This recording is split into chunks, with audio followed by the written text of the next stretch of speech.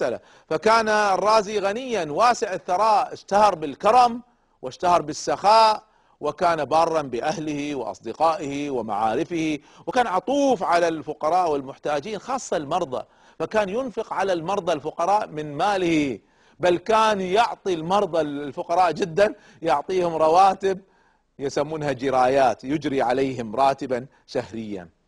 فوصل إلى درجة عالية من الغنى، لكنه ما انغمس فيها، ظل في قضية الطب، هذه مسألة رئيسية عنده. طبعا شهرة الرازي كشهرة أي مشهور تسبب للأسف غيرة الحساد وسخط الأعداء، فاتهموه في دينه ورموه بالكفر ووصفوه بالزندقة ونسبوا إليه آراء خبيثة وأقوال سخيفة. لكنه طبعا الإمام الرازي بكثرة مؤلفاته فند في كتبه تلك الدعاوى وأبطل تلك الأباطيل. ومن كتبه في هذا المجال ذكروا أنه ملحد وغيره، خاصة تعرفون لما يكون طبيب ويتعامل بالطب وبالعلم البحت وكذا، فطعنوه في دينه، فكتب كتابا خلاصة أن للعالم خالقا حكيما وأظهر حكمة الله في جسد الإنسان. وكتب كتاب آخر أن للإنسان خالقا متقنا وأظهر إتقان قدرة الله عز وجل في خلق الإنسان. فما كان عنده انحرافات في الدين. كان الرازي يؤمن باستمرار، أنه الذي يصل إلى مرتبة لابد أن يستمر يعلوها باستمرار ما يتوقف، فكان يؤمن باستمرار التقدم في البحوث الطبية. وعنده قول في هذه يقول: لا يتم ذلك إلا بدراسة كتب الأوائل. فيذكر في كتابه المنصوري في الطب ما نصه، يقول: هذه صناعة لا يتمكن الإنسان الواحد إذا لم يحتذي فيها على مثال من تقدم. يعني إذا الواحد بيتعلمها لوحده ما يستطيع يتعلمها، لابد أن يستفيد مما كتبه من قبله.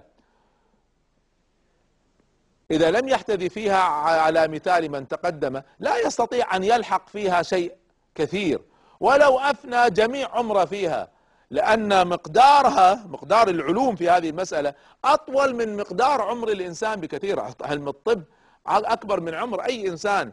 يقول: هذه ليست فقط في صناعة الطب بل جل الصناعات. إذا ماذا يقول؟ قال: ابدأ من حيث انتهى الآخرون، تعلم ما أخذه الآخرون ثم أكمل، لا تدعي أنك لا تحتاج أحد من قبلك، هذا ادعاء باطل. يقول: إنما أدرك من أدرك، يعني وصل من وصل في هذه الصناعة إلى هذه الغاية ألوف الرجال في ألوف من السنين، فإذا اقتدى المقتدي أثرهم صار أدركهم كلهم في زمن قصير، يعني بنى على كل ما سبق. ولذلك صار الرازي طبيب العرب الأول. حديثنا كيف صار بهذا المستوى وإنجازاته في هذه المسألة بعد الفاصل إن شاء الله. ورحلتم يا أيها العظماء،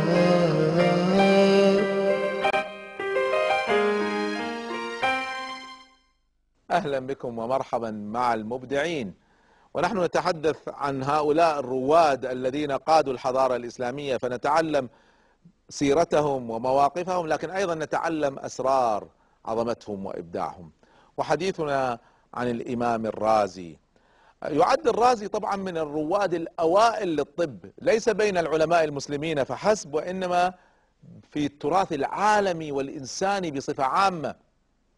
طبعا من أبرز جوانب ريادة الرازي وأستاذيته وتفرده في الكثير من الجوانب أنه أبدع إبداعات واخترع اختراعات واكتشف أمور لم يفعلها أحد من قبل. وهذا من أسرار العظمة ومن أسرار الإبداع. إذا لم تأتي بجديد ليس لك وزن، أنت مقلد، أنت تابع. من أسرار الإبداع لابد أن تأتي بجديد في تخصصك في مجالك، لابد أن تأتي بجديد. أما الذي يشرح فقط ما فعله من قبله ويجمع وقص ولزق لما فعل من قبل، هذا لا، هذا ما صنع شيئا. العظمة هو أن تأتي بجديد. الرازي هو الذي أضاف للطب إضافات رئيسية، هو الذي اخترع خيوط الجراحة، هو الذي صنع مراهم الزئبق، هو الذي شرح شرحا مفصلا: أمراض الأطفال والنساء والولادة والأمراض التناسلية وجراحة العين وأمراض العيون. عجيب، كل هذه الإنجازات، يعني ليس في تخصص طبي واحد، في كذا مجال في الطب. كان الرازي من رواد البحث التجريبي في العلوم الطبية، يعني قام بنفسه ببعض التجارب، عمل تجارب على الحيوانات كالقرود فيعطيها دواء ويلاحظ تأثير الدواء في القرد، ثم إذا نجح طبقه على الإنسان. هذه الآن اللي يفعلها الغرب، الذي أسس هذا المنهج وكان من رواد الإمام الرازي. الرازي من الأوائل الذين استفادوا من تحليل الدم وتحليل البول أجلكم الله والنبض لتشخيص المرض. ولم يكتفي بهذا، اهتم الرازي كذلك بالنواحي النفسية للمريض ورفع معنويات المريض، وكان يعني دور رئيسي عنده في العلاج أنه يعالج نفسية هذا المريض. الرازي هو أول من فرق تفريق واضح بين الجدري والحصبة، هو أول من صنف هذين المرضين وصفا دقيقا مميزا بالعلاجات الصحيحة، وأسس طبه على أساس نفسي أخلاقي، وأسس فلسفته على ضرورة استعمال العقل الذي فضل الله تعالى به الإنسان على سائر المخلوقات، وبه توصل الإنسان إلى العلوم والصناعات. للأسف بعض علمائنا اليوم كأنه لما يعلمنا الدين كأن الدين يتعارض مع العقل، ما يتكلم عن العقل إطلاقا، وكأن الحديث عن العقل دخلنا في فلسفة وفي مشاكل. ليش؟ ما عندنا مشكلة، ما في تعارض بين العقل والنقل، ما في تعارض بين العقل والدين، ما في تعارض. وهذا الإمام الرازي استطاع أن يطبق هذا. الإمام الرازي كان إمام في الفلسفة كذلك وإمام في الطب، فاستعمل هذه القدرات في هذه المسألة. وكان عنده من معاني التي يعني يسترشد بها أن يكون الحاكم في تدبير حياة الإنسان والداعي إلى السيطرة على الهوى هو العقل، هو الذي يسيطر على الشهوات، هو الذي يتحكم بها بالفكر، بالروية، بالتدريب، لأن متابعة الشهوات والتحصن منها